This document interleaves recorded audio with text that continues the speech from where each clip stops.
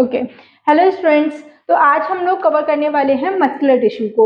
हमने animal tissue में दो टिश्यू को कवर कर लिया था। First one is epithelial tissue and another one is connective tissue. आज हम लोग मस्कुलर टिश्यू को जानेंगे। तो सबसे पहले हम जानते हैं, थोड़ा सा इंट्रोडक्शन लेंगे कि व्हाट इज मसल्स। मसल्स होती क्या है। मस्कुलर टिश्यू को बनाने वाले जो प्राइमरी सोर्स होता है वो होते हैं आपके उनके मसल्स। अब मसल्स क्या होते हैं कि ये काइंड ऑफ प्रोटीन है जो दो प्रोटीन से मिलकर बना हुआ है। First one is actin, another one is myosin. Actin और मायोसिन दोनों प्रोटीन मिलकर के हमारे मसल्स को बनवाती हैं।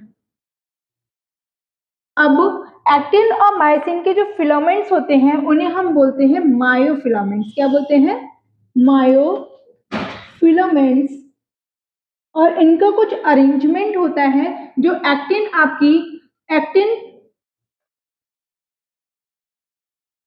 प्रोटीन जो होती है और मायोसिन प्रोटीन जो होती है,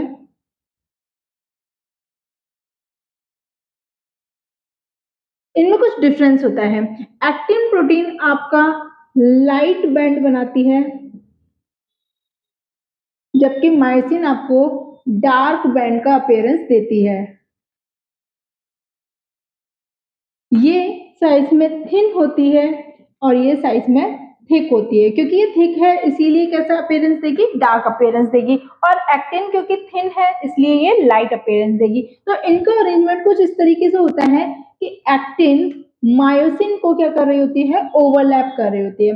अब बच्चों ये चीज मैंने आपको इसलिए बताया है क्योंकि जब हम मसल्स को जानेंगे तो हमको पता चलेगा कि muscles on behalf of structure भी डिफ्रेंशिएट की जा सकती है। जैसे अब जब एक्टिन और मायोसिन दोनों कुछ इस तरीके से अरेंज होंगे तो ये कुछ लाइट डार्क ऐसे बैंड बनाएंगे और इन बैंड्स को हम कहेंगे स्ट्रैटिफाइड। क्या बोलेंगे? स्ट्रैटिफाइड या फिर स्ट्रिएटेड। स्ट्रेटेड का मतलब हो जाएगा कि ऐसी मसल्स जो इस पे हमें लाइट डार्क का क्या दिखाई देगा? पैचेस दिखाई देंगे। ठीक है, तो इस तरीके से हमको जिगजैग ऐसे पैचेस दिखाई देंगे। तो उससे हम एक क्लासिफाई करेंगे कि आपकी मसल्स किस तरीके की है। अब ऑन बिहाफ ऑफ मसल्स का काम क्या है? मसल्स का काम होता है हमें मूवमेंट में हेल्प करना। मूवमेंट प्लस हमको लोकोमोशन में हेल्प करना। अब कितने बच्चे हैं जो मूवमेंट और लोकोमोशन में डिफरेंस जानते हैं? तो हाँ, आइए रिवाइज कर लेते हैं। मूवमेंट हमने बोला था कि मूवमेंट हमारे सारे वो मूव्स हैं जिनमें हमारी बॉडी की डायरेक्शन चेंज हो रही है।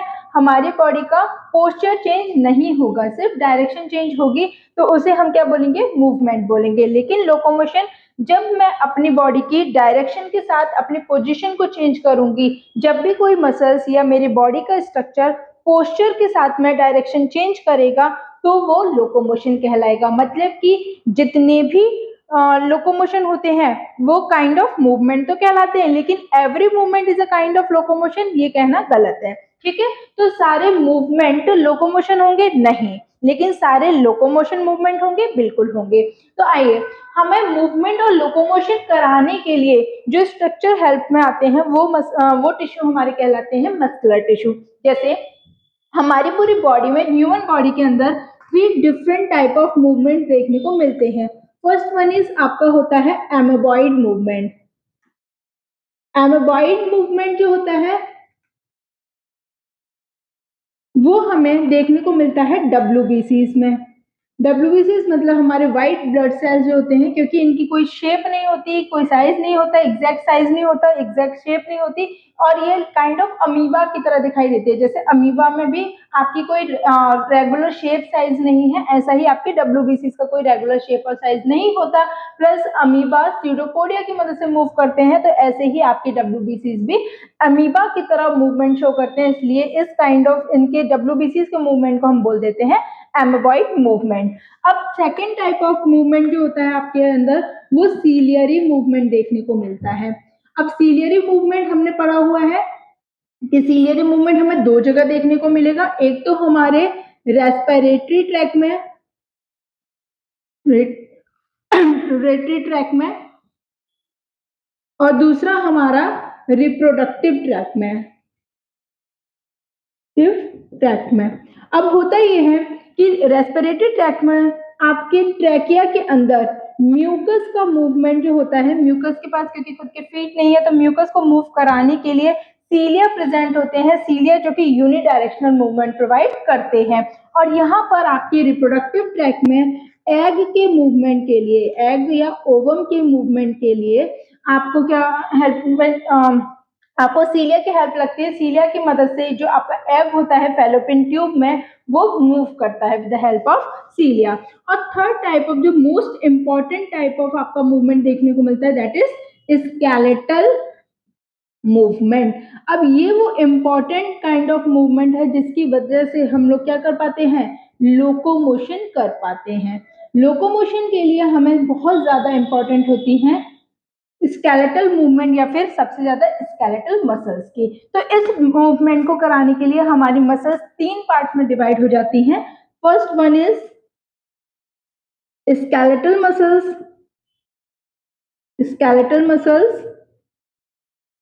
second one is smooth muscles and another one is cardiac muscles. अब मैंने यहाँ पे बच्चों कार्डियक मसल्स को अलग से रिप्रेजेंट इसलिए किया है क्योंकि कार्डियक मसल्स सिर्फ वो मसल्स होती हैं जो कि आपके हार्ट में पाई जाती हैं, जो आपके हार्ट को बनवाती हैं, वो आपकी स्पेशल काइंड ऑफ मसल्स होती है जिन्हें हम कार्डियक मसल्स के नाम से जानते हैं। अभी क्यों स्पेशल होती हैं तो वो मैं अभी आपको बताऊंगी। स्केलेटल मसल्स क्योंकि नाम से ही रिप्रेजेंट कर रही हैं कि ये वो मसल्स हैं जो हमारे पूरे स्केलेटल सिस्टम का फ्रेमवर्क बना करके देंगी। इट मींस कि हमारे पूरी बॉडी की, पूरे जो स्किन के नीचे जो मसल्स हैं उन सभी को बनाने के लिए जो प्राइमरीली मसल्स यूज में आती हैं वो होती हैं स्केलेटल मसल्स। अब हम देखते हैं कि इन तीनों में डिफरेंस क्या होता है। तो इन तीनों में बहुत ड्रामेटिक चेंजेस देखने को मिलते हैं। जैसे कि अगर मैं स्केलेटल मसल्स की बात करूं तो ये वॉलेंट्री होती हैं नेचर में। अब बच्चों वॉलेंट्री का मतलब होता है कि ऐसी मसल्स जो हमारे ब्रेन के डायरेक्ट कंट्रोल में होती हैं, मतलब जब तक इनको हमारा ब्रेन गार्ड नहीं करेगा तब तक हमारी पूरी बॉडी की स्केलेटल मसल्स में किसी भी तरीके का मूवमेंट या चेंजेस या कोई भी इफेक्ट देखने को नहीं मिलेगा। मतलब कि अगर आपके ब्रेन में किसी भी तरीके से कोई प्रॉब्लम आ जाती है और वो सिग्नलिंग देना बंद कर देता है तो आपकी स्केलेटल मसल्स वर्क करना बंद कर देंगे, जिनको हम पैरालिसिस के नाम से जानते हैं। जैसे स्केलेटल मसल्स आपकी वॉलेंट्री हैं। जस्ट फॉर एग्जाम्पल मैंने इस मार्कर को होल्ड किया हुआ है तो होल्ड करने के लिए मेरे स्केलेटल मसल्स यूज में आ रही हैं और इन स्केलेटल मसल्स के कॉन्ट्रैक्शन डायरेक्टली मेरे ब्रेन के साथ है। मतलब हर एक टाइम पर मेरे हैंड को कौन गार्ड कर रहा होगा, ब्रेन गार्ड कर रहा होगा और वो मुझे बता रहा होगा कि मुझे किस तरीके से मूवमेंट करना है या कैसा कैसा मूवमेंट करना है। तो उन सभी को गाइड कर रहा है क्योंकि ब्रेन डायरेक्टली, इसलिए स्केलेटल मसल्स हो जाएंगी वॉलेंट्री। अब आती है स्मूथ मसल्स। तो बच्चों हमारे जितने भी इंटरनल ऑर्गन्स होते हैं they all are formed with the help of smooth muscles. मतलब हमारी बॉडी का एक्सटर्नल जो फीचर है या फ्रेमवर्क है उसको बनाने के लिए स्केलेटल मसल्स लगी हुई हैं, जबकि हमारी बॉडी अंदर से बनी हुई है स्मूथ मसल्स की मदद से। अब ये स्मूथ मसल्स काइंड ऑफ कैसी हैं, इनवॉलेंट्री। ये होंगी आपकी इनवॉलेंट्री। अब ये इनवॉलेंट्री इसलिए है क्योंकि ये हमारे मोस्टली विसरल ऑर्गन्स को बनवा रही हैं और विसरल ऑर्गन्स जो कि बहुत इंपॉर्टेंट फंक्शन, मेटाबॉलिक रिएक्शंस करवाते हैं, फंक्शंस करते हैं आपकी बॉडी के, लेकिन वो हमारे ब्रेन के डायरेक्ट कंट्रोल में नहीं है क्योंकि उनके पास उनकी खुद की एक रिदम है, उनकी खुद की एक साइकिल है और वो उसी अकॉर्डिंग अपनी साइकिल को रेगुलेट करते हैं। तो ये हमारे ब्रेन के ब्रेन से डायरेक्ट इन्फ्लुएंस नहीं होते या कह सकते हैं कि ब्रेन के डायरेक्ट कांटेक्ट में नहीं होते, तो उन्हें हम कह सकते हैं इनवॉलेंट्री मसल्स। अब कार्डियक मसल्स, तो कार्डियक मसल्स क्योंकि हार्ट को बनवा रही थी तो हार्ट तो हमारे ब्रेन के डायरेक्ट कांटेक्ट में नहीं होता है। इट मींस कि ये भी हो जाएगा हमारा इनवॉलेंट्री। तो याद रखिएगा कि नेचर के बिहाफ पर आपका जो स्केलेटल मसल्स होंगी वो वॉलेंट्री होंगे, direct contact with the brain. Smooth muscles involuntary, again cardiac muscles again involuntary. Number 2 पर आता है कि अगर हम स्केलेटल मसल्स को देखें तो इनका जो नेचर होगा, यहाँ पर आपको जो पैचेस होंगे ये क्लियर देखने को मिलेंगे। जैसे अगर हम किसी एथलीट की फोटो वगैरह देखते हैं या मसल्स का फोटो देखते हैं, स्ट्रक्चर देखते हैं, तो आपको मसल्स के बीच में स्ट्रिप्स जैसे स्ट्रक्चर का अपीयरेंस होती है, वो स्ट्रक्चर कहलाता है स्ट्रिएटेड। स्ट्रेटेड का मतलब क्या है कि यहाँ पर आपको जिगजैग पैटर्न देखने को मिलेंगे, लाइट डार्क पैटर्न देखने को मिलेंगे। तो आपकी जो स्केलेटल मसल्स होती है उस पे ये पैटर्न क्लियरली विजिबल होते हैं, तो इनको हम बोलेंगे striated muscles. Again smooth muscles, क्योंकि नाम से ही रिप्रेजेंट कर रही हैं, ये नेचर में स्मूथ होती हैं, तो इन पे हमें एक्टिन मायोसिन के पैटर्न इतना क्लियरली विजिबल नहीं होते हैं, तो इनको हम बोल देते हैं नॉन स्ट्रेटेड या unstriated. And number 3 cardiac muscles. Cardiac muscles क्योंकि अगेन स्मूथ होती हैं, ये हमारे विसरल ऑर्गन में काउंट होते हैं, तो ये भी कैसे हो जाएंगी, नॉन स्ट्रेटिफाइड या फिर नॉन स्ट्रिएटेड मसल्स हो जाएंगी। क्या बात क्लियर है? अब नंबर 3 पर आता है कि अगर हम इनके शेप के बिहाफ पर इनको डिफाइन करना चाहें तो स्केलेटल मसल्स सिलेंड्रिकल शेप की होती हैं। कैसी होती हैं? सिलेंड्रिकल शेप की होती हैं, और क्योंकि ये एक दूसरे से इंटरकनेक्टेड नहीं होती, तो इनमें कोई इंटरकनेक्शन डिस्क या कुछ इस तरीके का फॉर्मेशन नहीं पाया जाता है। यहाँ पर आपके जिगजैग पैटर्न्स देखने को मिलते हैं जो इन मसल्स को क्या करते हैं, डिवाइड कर देते हैं, और इन पैचेस के फॉर्म से अगर ये डिवाइड होते हैं तो काउंट तो पूरा एक मसल होगा। यहाँ पर जो इनका न्यूक्लियस होता है वो आपका ओवल शेप का न्यूक्लियस पाया जाता है और सेंट्रली न्यूक्लियस प्रेजेंट है। तो यहाँ पर आप क्या बोलेंगे कि ये सिलेंड्रिकल शेप की है,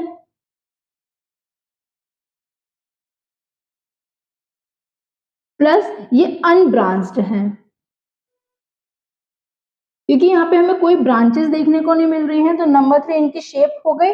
और नंबर 4 कि इनके अंदर कोई कनेक्शन है या नहीं है, तो उस बिहाफ पर ये अनब्रांच्ड होती हैं। ऐसे ही स्मूथ मसल्स की जो शेप होती है वो स्पिंडल शेप होती है, they are found in the form of spindle, और ये भी आपकी अनब्रांच्ड होती हैं।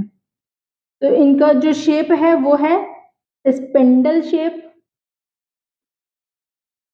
जैसे आपकी आई होती है, आई जैसा मतलब कि कॉर्नर्स पे फ्यूज है और बीच में कैसा है, ब्रॉडर है, तो सेंट्रली ब्रॉडर होती हैं और कॉर्नर्स पे नैरोअर होती हैं या फ्यूज्ड कह सकते हैं, तो वो स्पिंडल शेप होती है। Again they also unbranched in nature, unbranched होंगे। क्लियर है?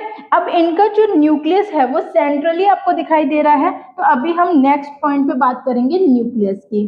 ठीक है, यहाँ पर आप आ जाते हैं सिलेंड्रिकल मसल जो होती हैं, वो कार्डियक मसल जो होती हैं ये अगेन सिलेंड्रिकल होती हैं, बट डिफरेंस होता है कि ये ब्रांच्ड होती हैं,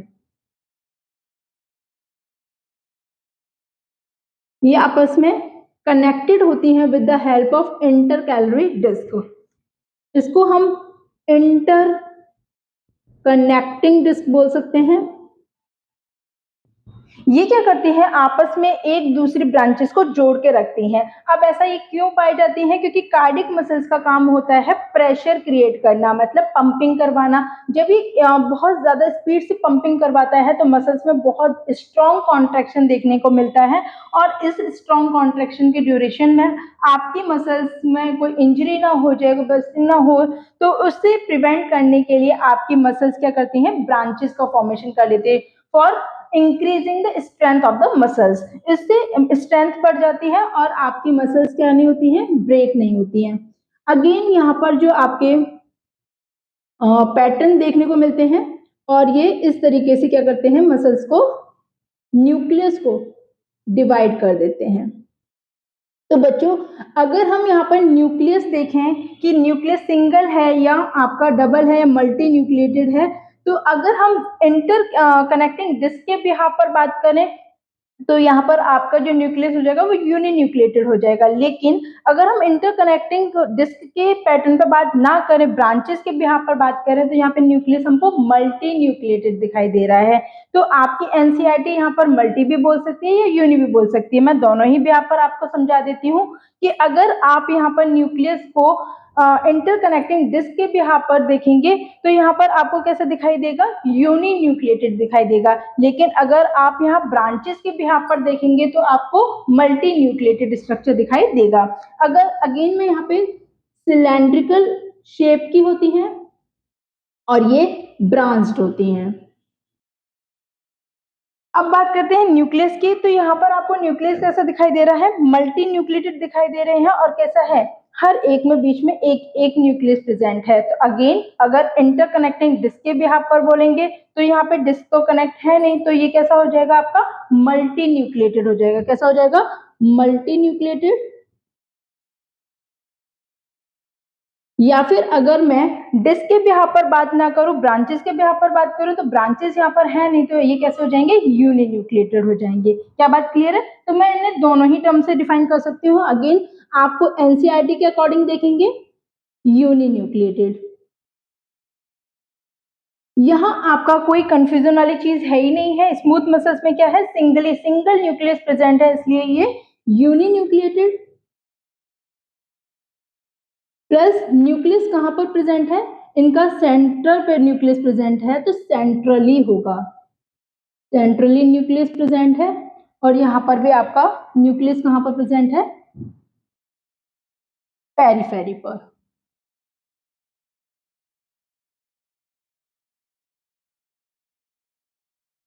यहाँ पर आपका जो कार्डिक मसल्स है, कार्डिक मसल्स में क्योंकि आपको बहुत सारे न्यूक्लियस देखने को मिल रहे हैं, तो यहाँ पर मैं अगर इंटरकनेक्टिंग डिस्क के बिहाफ पर बोलूंगी तो कहूंगी यूनिन्यूक्लिएटेड,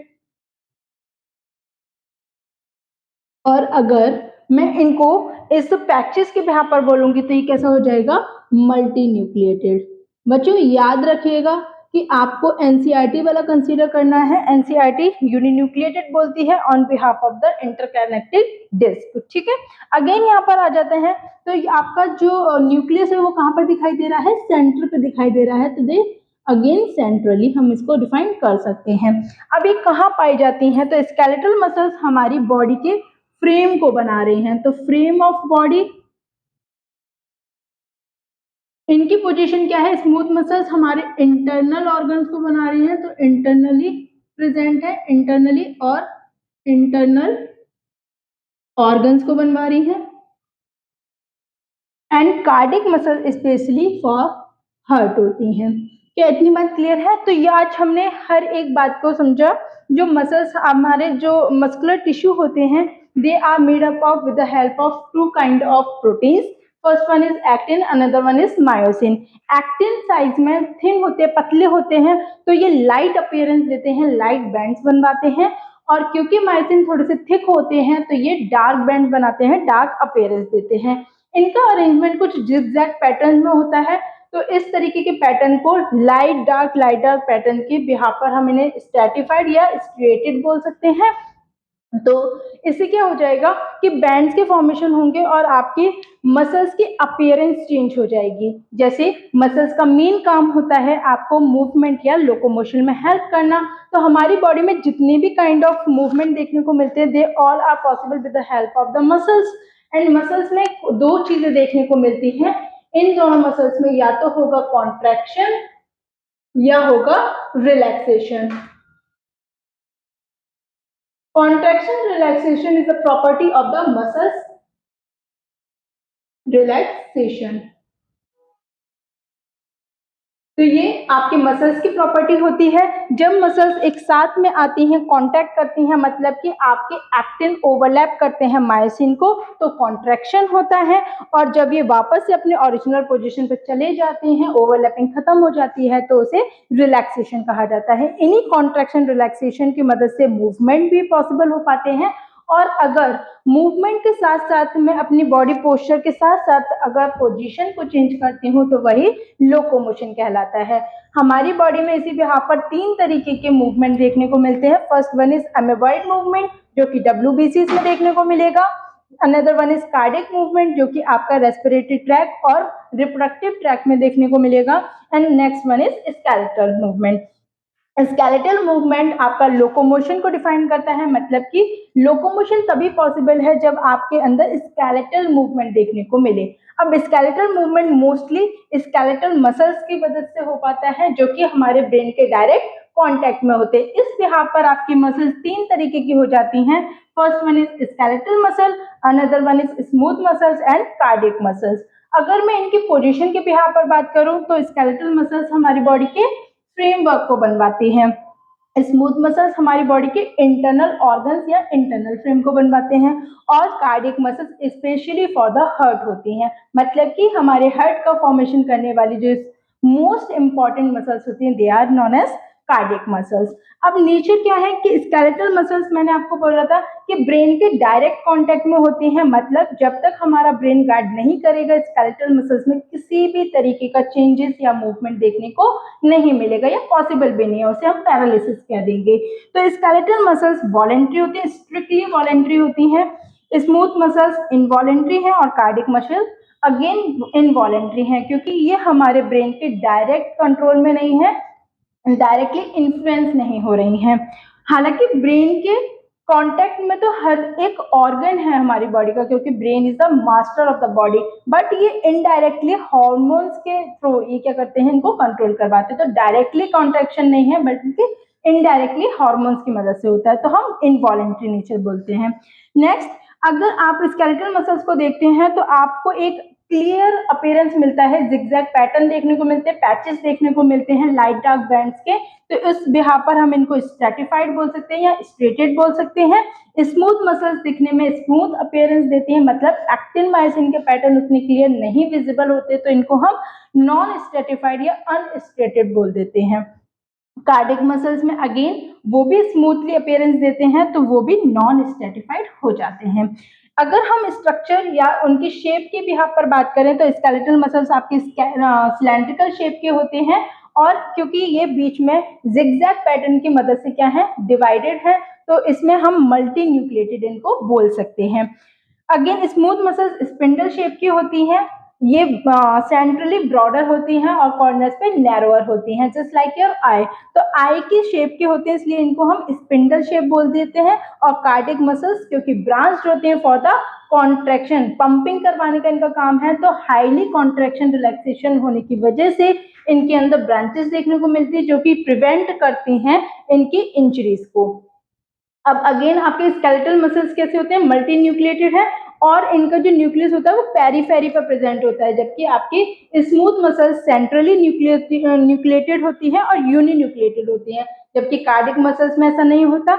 आपके जो न्यूक्लियस हैं वो राउंड शेप के होते हैं, और कहाँ पर पाए जाते हैं, सेंट्रली होते हैं, मतलब ऑलमोस्ट सेंट्रली होते हैं। स्केलेटल मसल्स जो है आपके वो फ्रेम को बनवा रही हैं, स्मूथ मसल्स डायरेक्टली कांटेक्ट में नहीं है, लेकिन अपने रिदम पर काम करती हैं। तो ये पूरा ओवरव्यू था आपके मसल्स का।